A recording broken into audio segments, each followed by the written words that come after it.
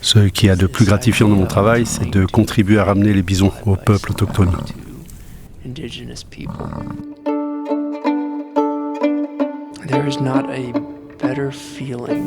Il n'y a rien de plus fort que de charger ces animaux, un par un, dans une remorque, et de rouler pendant des centaines de kilomètres. Puis d'arriver à Fort Peck, de voir les membres de la tribu attendre là, de reculer la remorque dans une grande prairie, déjà habitée par quelques bisons, et d'ouvrir la porte.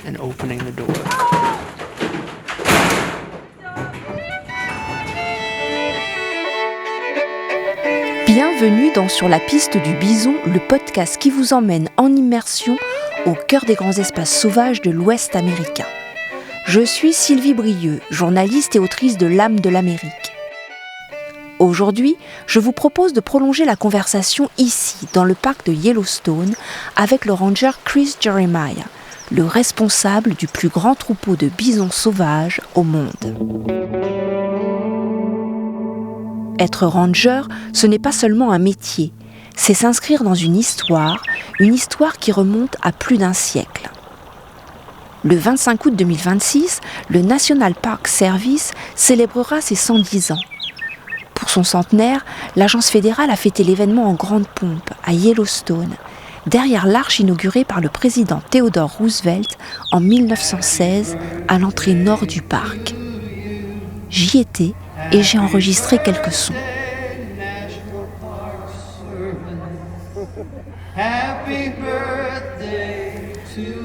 Aujourd'hui, le National Park Service, ce sont près de 20 000 employés. Sur leur uniforme, les rangers comme Chris Jeremiah portent un écusson brodé, avec une pointe de flèche, un séquoia, un bison, des montagnes et de l'eau. Autant de symboles pour raconter une même mission. Gérer et protéger les parcs nationaux, les monuments et les réserves pour qu'ils puissent être appréciés par le public et préservés pour les générations futures. Mais au-delà des enjeux, il y a le quotidien. Alors, sur le terrain, ça ressemble à quoi une journée avec Chris ? On passe beaucoup de temps à équiper les bisons de colliers pour suivre leurs déplacements dans le parc. Chaque année, on essaie de retrouver les mêmes individus pour remplacer les balises quand les batteries s'épuisent. Ce qui nous intéresse, c'est de comprendre comment ils évoluent au fil du temps. Alors forcément, on finit par les connaître. On a tous nos préférés. Ma préférée s'appelait Bob. Elle s'appelait Bob parce que sur son colis radio, on avait mis des rubans adhésifs. Une bande bleue, une bande orange, puis une bleue. Bob. Et disons-le, Bob n'aimait pas du tout qu'on l'endorme. Elle tenait à son espace, à sa tranquillité.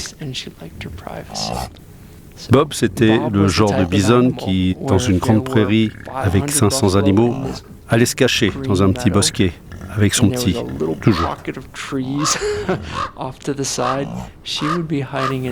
Autant dire qu'elle était très difficile à approcher.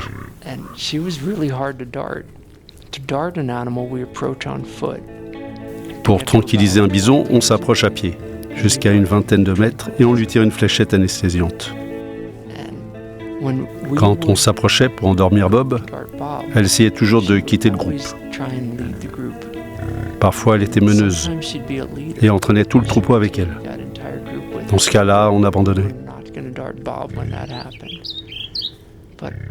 Mais d'autres fois, Bob se contentait de suivre. Elle tournait autour du troupeau en cercle. Et à force, on finissait par pouvoir s'approcher et l'endormir.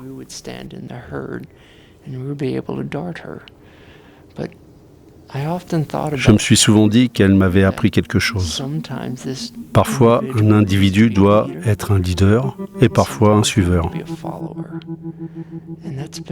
C'est une leçon qui m'a beaucoup marqué et qui continue de nous guider aujourd'hui dans notre manière de protéger les bisons ici à Yellowstone. Est-ce que tu penses que les gens comprennent vraiment l'importance du bison ?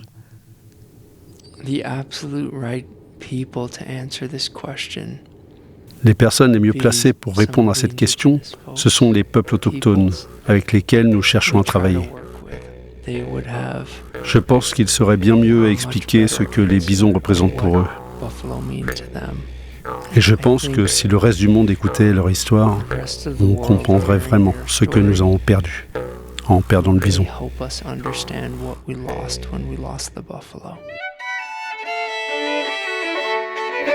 Vous écoutez Sur la piste du bison, un podcast produit en partenariat avec Quand s'élèvent nos voix et avec le soutien de Dominique Foin et de la Société civile des auteurs multimédia.